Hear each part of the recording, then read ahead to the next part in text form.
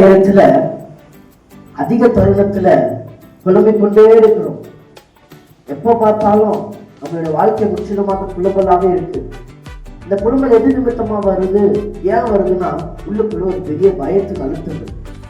எலியா என்ற ஒரு மனுஷன் இருந்தால் அந்த மனுஷனுக்கு ஏற்பட்ட ஒரு சூழ்நிலை நிமித்தமாக பெருவிதமான குழப்பத்துல உண்டாகிற ஒரு புலம்பலின் காரியம்.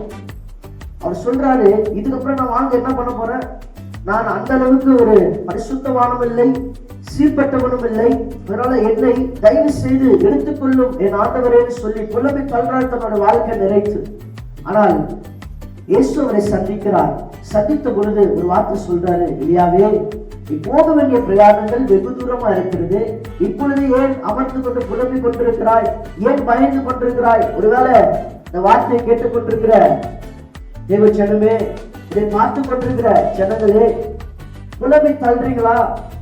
வேலை குறித்தான புலம்பல், வருமானத்து குறித்தான புலம்பல், திருமணம் குறித்தான புலம்பல், கர்ப்பத்தின் கனி குறித்தான புலம்பல், குடும்பத்து குறித்தான புலம்பல், கணவர் குறித்தான புலம்பல், மனைவி குறித்தான புலம்பல், பிள்ளைகளை குறித்தான புலம்பல், இது எல்லா விதமான புலம்பல் பயத்தை கலந்து வந்து கொண்டிருக்கிறதா அவங்களுடைய வாழ்க்கையில? ஆண்டவர் உங்களை சந்தித்து வருகிறார்.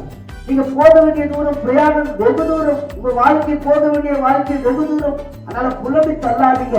கர்த்தர் புலம்பலை ஆனந்த களிப்பாக கர்த்தர் மாற பண்ணுகிற தேவனா இருக்கிறார். அதனால என்னோட கூட சேர்ந்து இந்த பாடல் வரியை பாருங்க.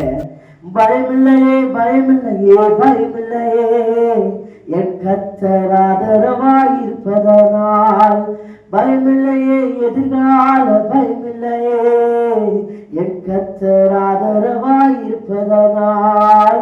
பயமில்லையே, பயமில்லையே, பயமில்லையே, என் கர்த்தர் ஆதரவாயிருப்பதனால்.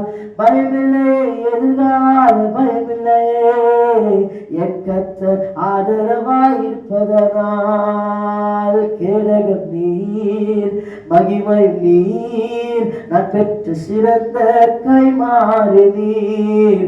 அஞ்சிட மாட்டேன், என்னுடன் நீர் இருப்பதனால் தலை நிமிர செய்வீர். இயேசு உங்க புலம்பலின் பயத்தை ஆனந்த களிப்புள்ள கர்த்தர் மாற்றுகிறவரா இருக்கிறார். பயப்படாதீங்க, புலம்பலாதீங்க. இயேசு உங்களை ஆசீர்வதிப்பார். அல்லேலூயா, ஆமென்.